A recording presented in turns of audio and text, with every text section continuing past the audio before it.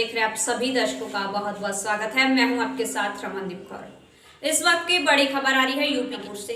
क्या है पूरा मामला, देखने के लिए बने रहिए हमारे। सनातन धर्म में पितृपक्ष में पिंडदान का विशेष महत्व है। वहीं धार्मिक मान्यताओं की बात करें तो इन दिनों पूर्वजों के किए गए पिंडदान का फल उन्हें प्राप्त होता है और मोक्ष की प्राप्ति भी मिलती है। हिंदू धर्म में पिंडदान प्रयाग, काशी और गया के 3 स्थानों पर होता है। सबसे पहले संगम पर पिंडदान किया जाता है और संगम का सबसे बड़ा महत्व क्योंकि तीर्थराज प्रयाग कहलाते हैं और संगम के बाद और सनातन धर्म में पिंडदान की प्रथा भी आज की नहीं बल्कि युगों युगों से चली आ रही है। वहीं प्रयागराज के तीर्थ पुरोहितों का कहना है कि जब लंका में विजय करने के बाद भगवान श्री राम जब माता सीता और लक्ष्मण के साथ लौट रहे थे तो उन्हें पहले अपना पिंडदान अपने पिता राजा दशरथ का प्रयागराज में किया था। उसके बाद ही हिंदू धर्म में पिंडदान की प्रथा की शुरुआत हुई है। कहा जाता है कि पहला पिंडदान प्रयागराज में किया गया, दूसरा काशी में और तीसरा गया धाम में। प्रयागराज को भगवान विष्णु का मुख कहा जाता है और काशी को भगवान विष्णु का पेट नाभि, तो वहीं गया को धाम को विष्णु जी के चरण हैं। अंतिम पिंडदान वहां करने के बाद मृतक की आत्माओं को मोक्ष की प्राप्ति होती है। ऐसे में क्या कुछ कहना था यहाँ पे आने वाले पिंडदान करने वाले लोगों का और तीर्थ पुरोहितों का, आइए दिखाते हैं एक खास रिपोर्ट। हाँ, पिंडदान यहाँ के बाद अब गया जाएंगे पुरखन के भगवान राम ने ये यहाँ पिंड करे थे, तो हमारे पुरखन के लिए हम आए हैं पिंडदान करने के लिए। जिला जालौन से आए हैं। अब इसके बाद बनारस जाएंगे, बनारस के बाद गया करने जाएंगे, वहाँ पे पिंड दिए जाएंगे।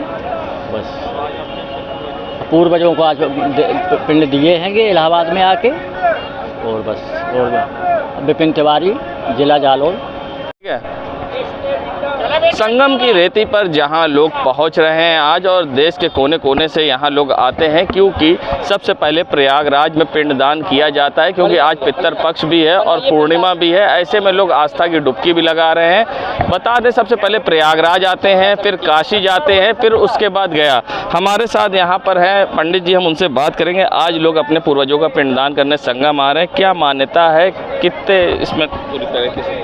ये यहाँ पे हमारे यहाँ पे क्या कहते हैं, 15 दिन के लिए पितरपक्ष आता है। पितरपक्ष में अपने पूर्वजों का लोग यहाँ पे पिंडदान करने के लिए आते हैं, जहाँ पे यहाँ पे हम लोग 17 पिंड बनवाते हैं। 17 पिंड में वो उनके सारे पूर्वज उसी में एकत्र होकर सब उनका वहीं पे पूजा हो जाता है। इसमें कुल कितनी तिथियाँ?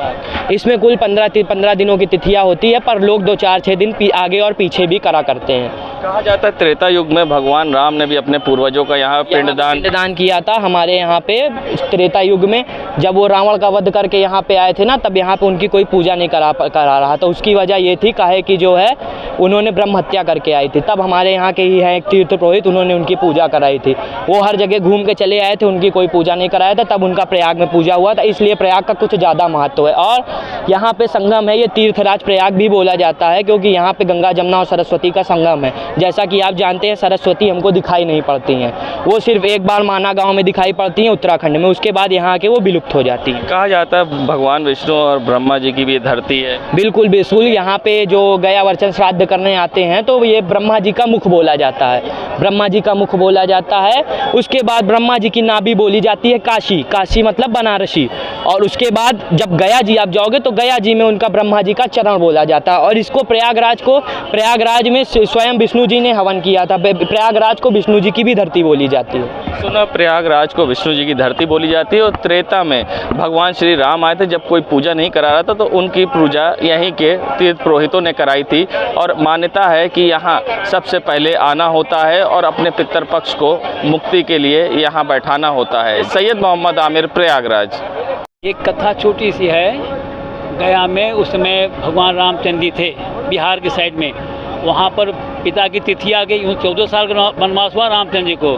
जब तिथि वहाँ आ गई तो राम जी और लक्ष्मण जी किसी काम से चले गए थे नहीं, और पिंडदान करने का समय आ गया तो माँ सीता ने वहाँ पर ब्राह्मणों को और ये गैया को और फाल्गुनी नदी को और एक और है कौवे को, इन चारों को साक्षी बना करके पिंडदान किया।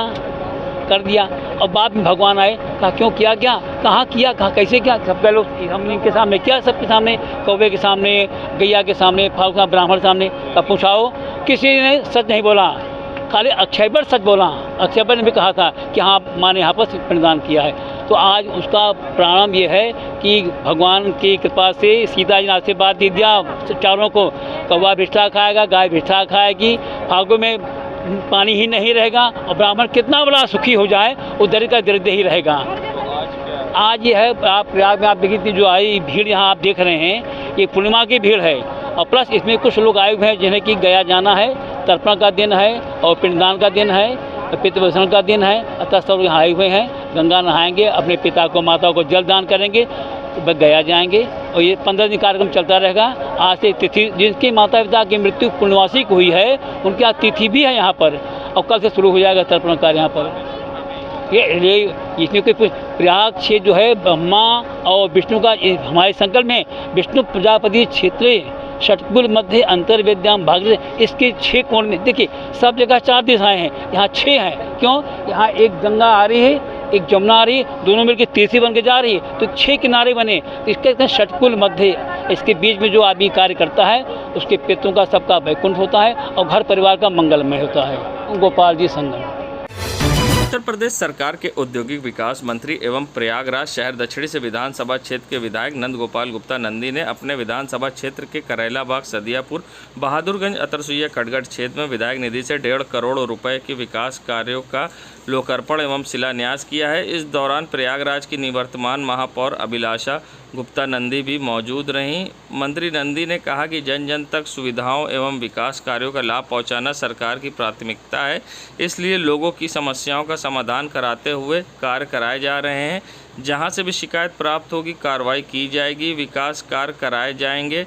मंत्री नंदी ने निवर्तमान महापौर अभिलाषा नंदी गुप्ता के साथ अपने प्रयागराज शहर दक्षिणी विधानसभा क्षेत्र के करैलाबाग शनि मंदिर से ज्योति कॉन्वेंट स्कूल होते हुए रॉयल पब्लिक स्कूल तक सड़क एवं नाली निर्माण कार्य का शिलान्यास किया। 91,50,000 रुपये की लागत से इस सड़क का निर्माण कार्य कराया जाएगा। मंत्री नंदी ने सदियापुर इमली टोला में 17,65,000 की लागत से सांस्कृतिक कार्यक्रम एवं खेल कूद हेतु पक्के शेडदार चबूतरे के निर्माण कराए। करैलाबाग नारायणपुरम टावर से विष्णु वर्मा के घर तक नाली एवं सड़क निर्माण, कुम्हाराना कृष्णा नगर कीडगंज में चिल्ड्रन पब्लिक स्कूल वाली गली में निर्माण कार्य, आज़ाद नगर कीडगंज बहादुरगंज मुख्य मार्ग पर सड़क निर्माण, अतरसुइया आदि क्षेत्र में सड़क निर्माण का कार्य लोकार्पण कराया।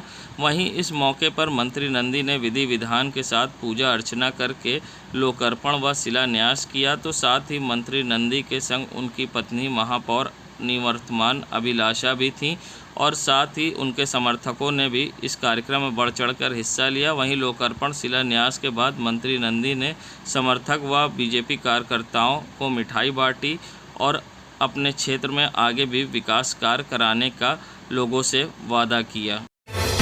एसओजी नगर ने किया बड़ा खुलासा। बता दें, वाहन चोरी करने वाले गैंग के 2 सदस्यों को गिरफ्तार किया, जिनकी निशानदेही पर चोरी की 3 मोटरसाइकिल, 20 मोबाइल, अवैध तमंचा व कारतूस भी बरामद किया है। बता दें, एसओजी नगर ने जहां इनको गिरफ्तार किया और धूमनगंज पुलिस को सौंप दिया, जिसके बाद विधिक कार्रवाई की जा रही है।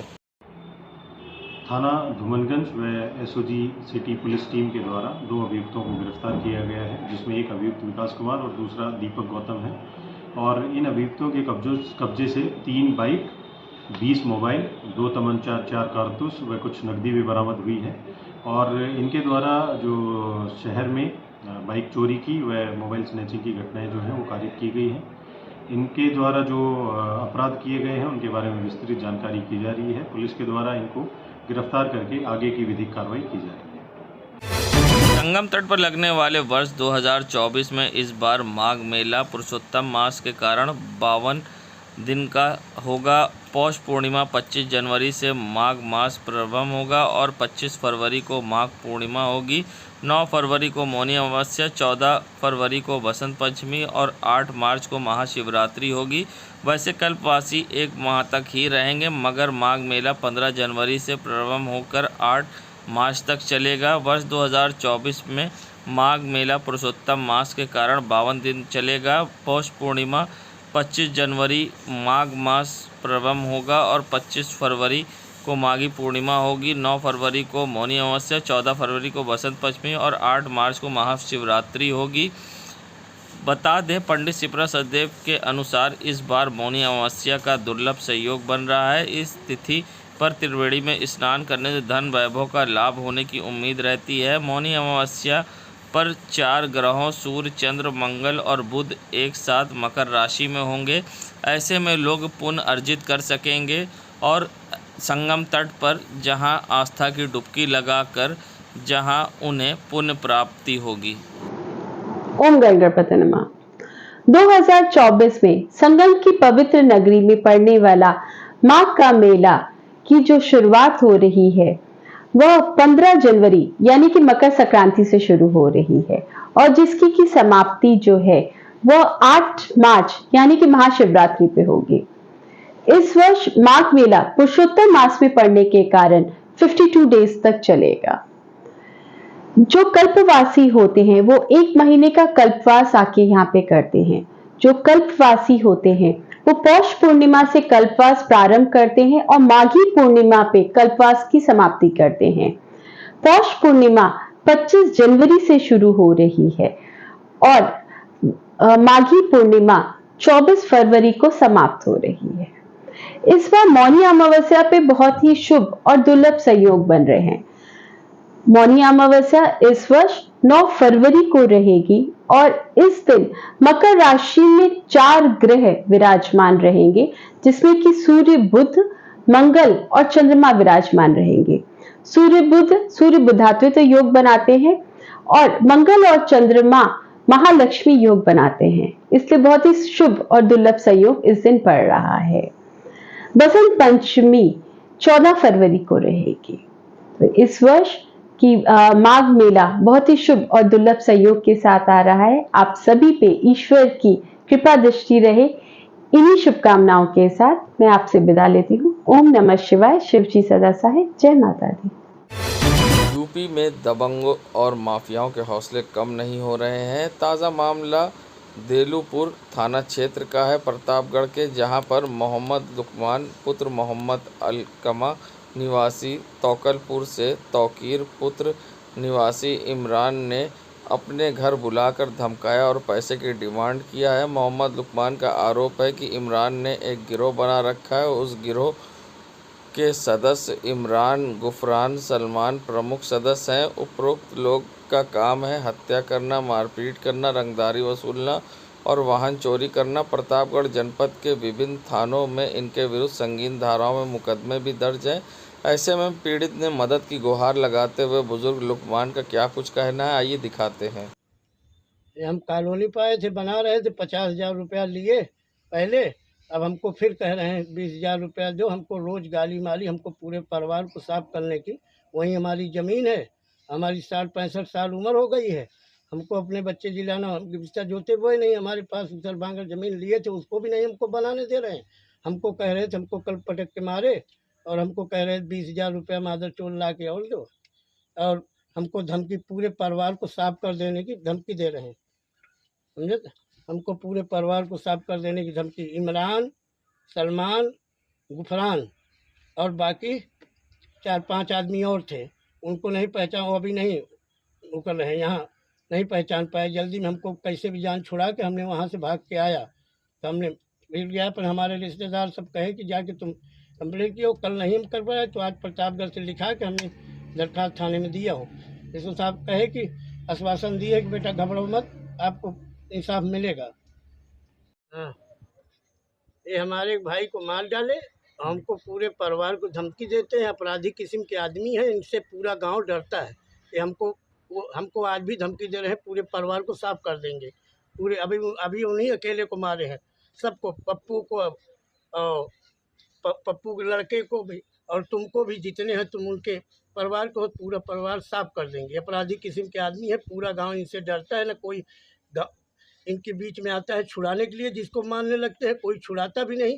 इससे कैसे भी ऊपर वाला जान बचा के छोड़ता है, फिर क्या आते हैं नहीं। इनकी धमकी के हिसाब से पूरा गांव सस गया है। संगम नगरी प्रयागराज में एक फ़ोटो सोशल मीडिया पर तेज़ी से वायरल हो रहा है, जिसमें युवक अवैध तमंचे के साथ फ़ोटो में दिखाई दे रहा है। दबंगों में ज़रा भी पुलिस का खौफ नहीं है। वायरल फ़ोटो में जो व्यक्ति है उसका नाम प्रथमेंद्र मिश्रा बताया जा रहा है, जो कि सराय इनायत थाना ग्राम दलापुर बताया जा रहा है। सबसे बड़ी बात यह कि अवैध तमंचा इसके पास आया कहाँ से, अपने आप में एक बड़ा सवाल है। और जिस तरह से लोग अक्सर अवैध तमंचे के साथ फ़ोटो खींचकर सोशल मीडिया पर प्रदर्शन कर रहे हैं, मानो उनमें पुलिस का खौफ ही ना हो। अब देखना होगा इस पर किस तरह की कार्रवाई होती है, या दबंग प्रवृत्ति के लोग इसी तरह से तमंचे का इस्तेमाल करते हैं और सोशल मीडिया पर असलहे का प्रदर्शन करके लोगों में खौफ फैलाते हैं। अब देखना होगा पुलिस इसको कब भेजती है सलाखों के पीछे।